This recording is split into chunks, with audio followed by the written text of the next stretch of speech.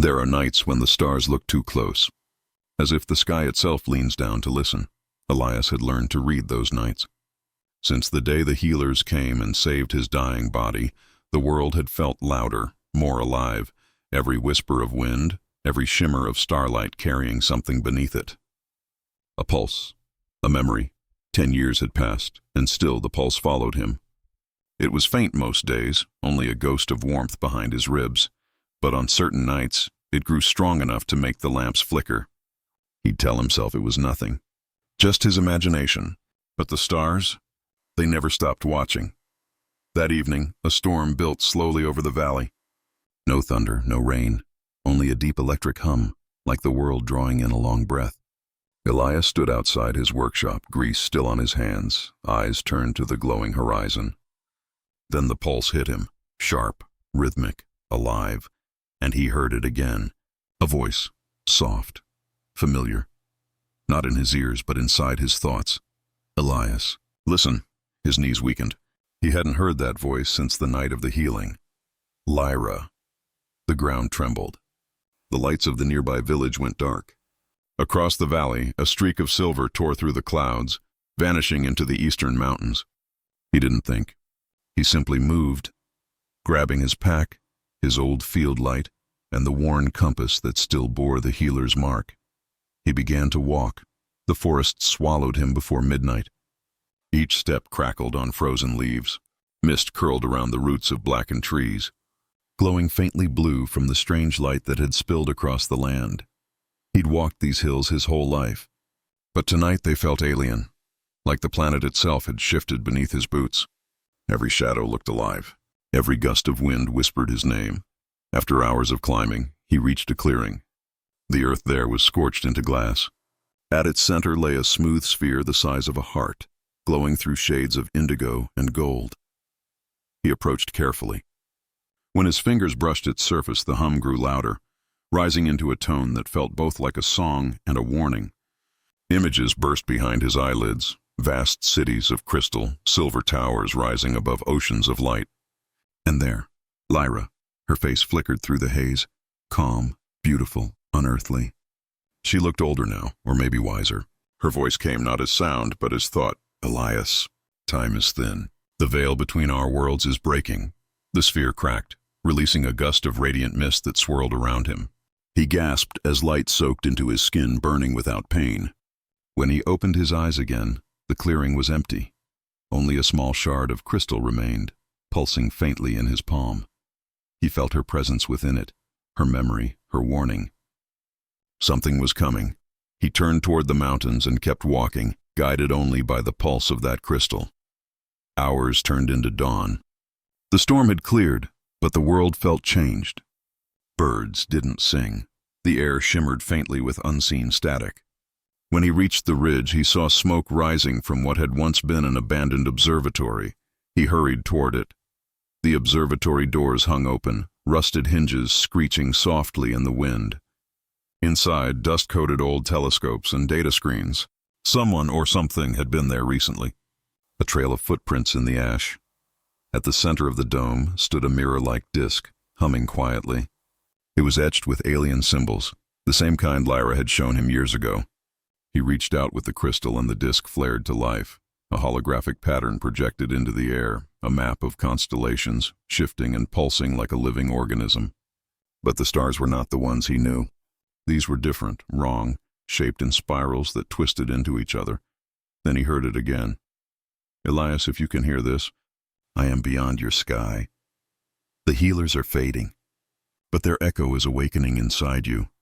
Her voice trembled as if carried across galaxies. Find the gate of dawn. It was built long before your world was born. There, you will know the truth. The hologram dimmed, leaving him in silence. Only the crystal in his hand continued to glow, pointing southeast. He whispered her name once more. Lyra. And somewhere beyond the stars, she answered with a whisper of light. Elias followed the crystal's pulse through the ruins of the valley. Days passed without sleep. The roads were gone now, washed away by time and storms, but the light in his hand never wavered. Sometimes it dimmed when he hesitated, as if it could sense doubt.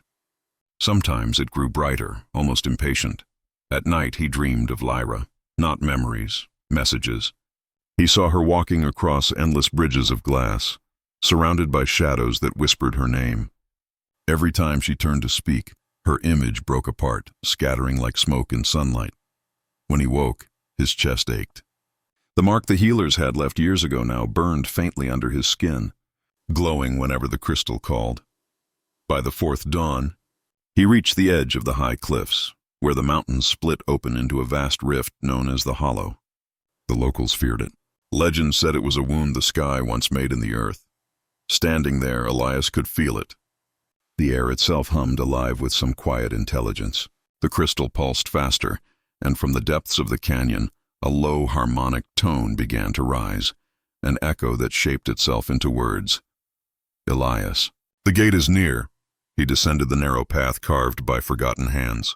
Each step stirred ancient dust, and the deeper he went, the brighter the walls began to glow, lines of alien script running like veins of fire through the stone. When he reached the bottom, he saw it, a colossal archway carved into the rock, shimmering with translucent light. The Gate of Dawn, at its base, rested a pedestal of obsidian shaped like an open hand. He placed the crystal within it. For a heartbeat, nothing happened.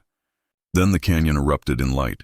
Columns of radiance shot upward, and the air filled with a harmonic choir, notes so pure they seemed to cut through reality itself. The arch opened, revealing a swirling field of silver mist, and through that mist a figure stepped forward. She looked exactly as he remembered her, and yet different. Her body shimmered with energy, her eyes no longer blue but threaded with golden fire.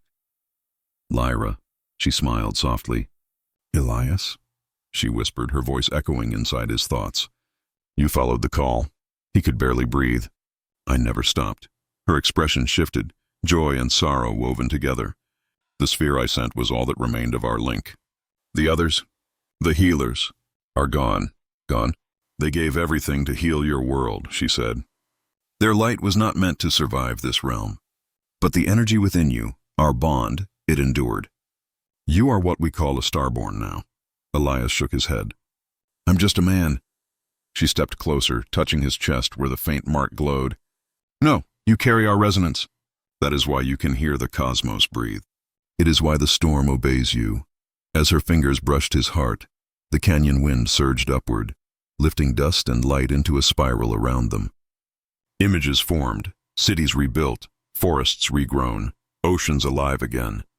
Then darker visions followed, metallic clouds devouring stars, machines consuming planets. Lyra's voice trembled. They are coming, Elias, the devourers, the ones who erased our worlds. We thought your planet was safe, but the signal has reached them. The vision faded. Silence returned, heavy and infinite. Elias looked into her eyes. What do we do? You prepare, she said simply. Gather the awakened. There are others who touched our light. Dreamers, healers, those who never forgot. Together, you must guard the seed of life we left in your sky. And you? Her form flickered, fading slightly. I am bound to the gate. The energy that holds me here is almost gone. But when the time comes, you will know how to call me again. He reached out as her light dimmed. Don't go, Lyra. Her smile was faint, almost human. I never truly left you. With a final flash, her body dissolved into radiant dust, merging with the crystal once more. The gate sealed itself shut. Only silence remained, and the heartbeat of the world echoing in his chest. Elias fell to his knees, staring at the empty archway. For a long time he didn't move. The wind whispered across the canyon, carrying her final words like a prayer. The sky will open again. He clenched the crystal in his hand. It now burned brighter than ever, no longer blue, but gold. He looked up at the horizon, where storm clouds were gathering once more. And for the first time he understood. The healers hadn't saved humanity to end its suffering. They had saved it to give it a chance to fight back. The light in Elias's chest pulsed like a living thing. The Gate of Dawn had disappeared behind him, leaving only the crystal glowing faintly in his palm. But he no longer felt alone. The pulse guided him north, across rivers and hills he had never crossed before. Every step awoke something buried, tiny sparks of energy, latent in the hearts of humans, animals, and even trees. It was subtle at first. A bird healed mid-flight. A sick child stirred from fever. A dying flower blossomed again. Elias understood now. He was the first of the Starborn, but he was not alone. Others carried fragments of the healer's power, sleeping inside them for years, waiting for someone to awaken the resonance. As he moved through a foggy valley, he felt it, a signal stronger than the crystal. He raised it to the sky, and waves of golden light shot outward, like ripples across a pond. From distant towns and villages, faint pulses answered him. Other Starborn, unaware, feeling something stir in their blood. Then the air shivered. A shadow crept across the mountains, dark as obsidian clouds, swallowing the light. The Devourers had sensed the awakening. They moved like living storms, hungry for the energy that the healers had scattered. Elias clenched the crystal. He felt fear, but not despair. The light inside him burned steadily, unyielding. It was hope incarnate. The first Starborn appeared to him in vision, a young girl in a small village far to the east. Her hands glowed faintly as she dreamed, healing her injured pet. Elias called to her, not with words, but with the pulse. She stirred, eyes wide, looking toward the horizon as if remembering a song she had never sung. The Devourers struck next. The first signal reached them, and distant shadows flickered in the sky, stretching across continents like living fingers.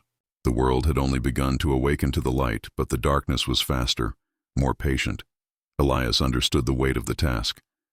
The healers had prepared humanity, but the Starborn must now unite. And in that unity lay the only hope for survival. Days blurred into nights as Elias traveled, guided by the crystal and the unseen threads of the Starborn. He met each awakened soul in visions, calling them across dreams and fleeting glimmers of light. A boy healed the sick in a hospital ward. A woman revived dying plants in a desert. A man saved a trapped child from a crumbling bridge. The light was spreading. But with every awakening, the Devourers grew closer. One evening, atop a hill overlooking the ocean, Elias stopped. The wind carried whispers of stars. He placed the crystal on the ground. The pulse expanded, connecting with every Starborn he had found. The sky split with light as golden threads of energy stretched upward, forming a vast network of glowing lines across the horizon. It was beautiful, terrifying, alive. And then he saw them, the shadows approaching. They were immense, swirling, almost mechanical in form, but moving with an intelligence that made the stars themselves shiver. The Devourers. Elias raised his hands, feeling the resonance inside him and all the awakened Starborn. A single thought surged through him. We are not alone. We are the healer's legacy. We are the Starborn. The shadows hesitated. They had not faced a united force of light in eons. In that moment, a familiar warmth brushed his chest. Lyra's presence returned, not her body, but her essence. She whispered, "Keep the light alive. Protect what we have given you. The universe is watching." The wind tore through the valley, carrying with it sparks of gold and silver light that spread into the night. Elias knew the battle was only beginning. The Starborn would rise, but the Devourers would not relent. As the first tendrils of shadow neared, Elias clenched the crystal. The pulse surged through him, stronger than ever. It was hope, courage, and the power of the healers, condensed into one human heart. And far above, in the skies that once belonged to the stars alone, a spiral of light began to form. The adventure of the Starborn had truly begun.